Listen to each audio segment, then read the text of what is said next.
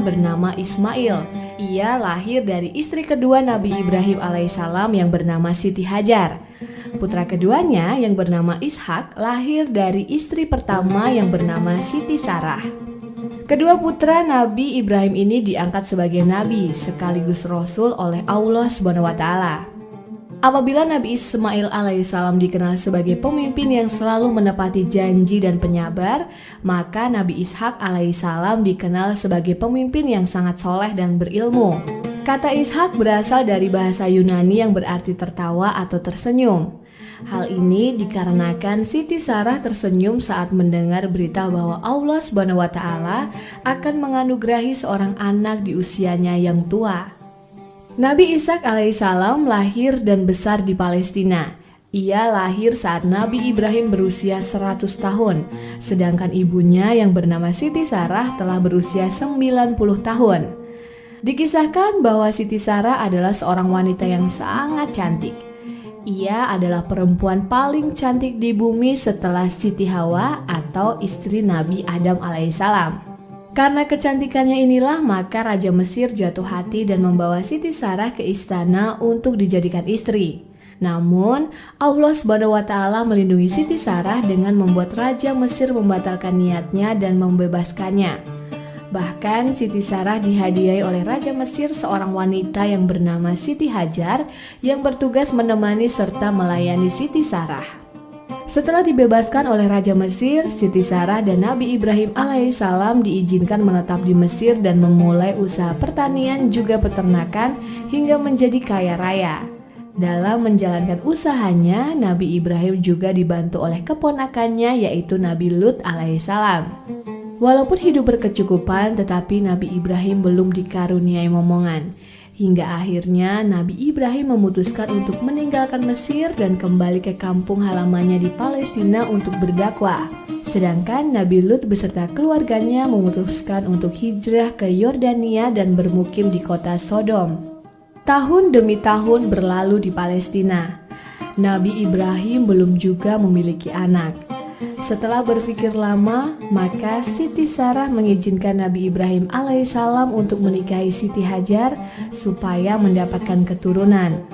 Siti Sarah memilih Siti Hajar karena ia seorang wanita yang jujur, berbudi pekerti baik dan berhati mulia. Dari pernikahan inilah Nabi Ismail alaihissalam lahir. Atas perintah Allah, Nabi Ibrahim harus membawa Siti Hajar beserta bayi Ismail keluar dari Palestina dan harus meninggalkan mereka di sebuah lembah kering yang bernama Mekah. Nabi Ibrahim dengan berat hati kembali ke Palestina dan berdakwah bersama Siti Sarah. Oleh karena ketaatan Nabi Ibrahim alaihissalam, maka Allah SWT mengutus malaikat Jibril, malaikat Mikael, dan Israfil untuk datang memberi kabar kepada Nabi Ibrahim dan Siti Sarah akan segera memiliki anak. Setelah menyampaikan kabar gembira ini, ketiga malaikat melanjutkan perjalanan untuk menemui Nabi Lut di Yordania dan memberi kabar bahwa Allah akan menurunkan azab di kota Sodom.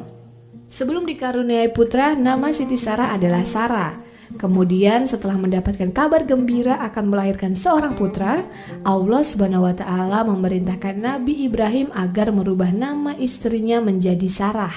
Allah akan memberkahi keturunannya kelak, sebagaimana halnya Allah SWT memberkahi keturunan Nabi Ismail alaihissalam. Nabi Ishak lahir 14 tahun setelah kelahiran Nabi Ismail alaihissalam. Siti Sarah membesarkan putranya dengan penuh kasih sayang. Setelah dewasa, Nabi Ishak meneruskan perjuangan ayahnya dalam berdakwah di jalan Allah. Ia memimpin bangsa Kan'an dengan arif dan bijaksana. Suatu hari, Nabi Ibrahim merasa bahwa hidupnya tidak akan lama lagi. Ia bermaksud menikahkan Nabi Ishak dengan Rafkah, anak perempuan dari saudaranya di kota Haran, Irak. Nabi Ibrahim tidak menghendaki Nabi Ishak menikah dengan perempuan dari suku Kan'an, karena masyarakat Kan'an belum beriman kepada Allah SWT. Wilayah yang didiami oleh bangsa Kan'an adalah kota Al-Khalil. Wilayah ini kini termasuk dalam wilayah tepi barat Palestina. Kota ini kerap dikunjungi oleh umat Islam, Kristen, dan Yahudi karena di sana terdapat makam 3 nabi penting, yaitu makam Nabi Ibrahim alaihissalam, makam Nabi Ishak alaihissalam dan makam Nabi Yakub alaihissalam. Nabi Ishak alaihissalam menikah dengan Rafqah binti Batu'il bin Nahur. Mereka lama tidak dikaruniai anak. Nabi Ishak tidak lelah berdoa agar Allah berkenan memberikan keturunan sebagai penerus dakwah menegakkan agama Allah. Setelah bertahun-tahun memohon, akhirnya doa Nabi Ishak terkabul. Allah mengaruniai putra kembar. Anak yang lahir pertama diberi nama Is yang berarti awal, sementara anak yang lahir kedua diberi nama Yakub. Keturunan Nabi Ishak alaihissalam banyak yang diangkat menjadi nabi dan rasul. Di dalam Al-Quran, keturunan Nabi Ishak disebut dengan istilah Al-Asbat yang berarti Bani Israel.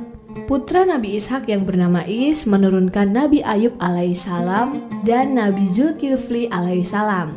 Is menikah dengan putri Nabi Ismail yang bernama Nasmah. Dari pernikahan ini kelak lahir Rum dan Yunan. Mereka disebut Bani Asfar. Asfar diambil dari kata sufrah yang artinya kuning, lantaran ada tanda kuning di tubuh Is bin Ishak. Kemudian dari putranya yang lain, Nabi Yakub, terakhir Nabi Yusuf alaihissalam. Kemudian generasi lainnya adalah Nabi Musa alaihissalam, Nabi Harun alaihissalam, Nabi Yunus alaihissalam, dan Nabi Isa alaihissalam. Ketika Nabi Yusuf menjadi orang berpengaruh di Mesir, jumlah Bani Israel berkembang dari 70 orang menjadi 3 juta orang. Di antara mereka terdapat ratusan ribu orang keturunan Yahudi yang rata-rata berotak cerdas. Tetapi sebagian besar memiliki watak buruk seperti kikir, sombong, suka harta dunia, selalu ingin menguasai bangsa lain dan juga kejam. Abu Dzar meriwayatkan Rasulullah Shallallahu Alaihi Wasallam menjelaskan bahwa masjid yang pertama kali dibangun di muka bumi adalah Masjid Al-Haram di Mekah pada zaman Nabi Ibrahim dan Nabi Ismail. Setelah itu baru Masjid Al-Aqsa di Palestina, yaitu pada masa Nabi Ishak dan Nabi Yakub alaihissalam, sekitar 40 tahun setelah pembangunan Masjid Al-Haram. Masjid Al-Aqsa memiliki kubah berwarna biru, terletak tidak jauh dari kubah Al-Sakro atau Dome of Rock yang berkubah kuning emas.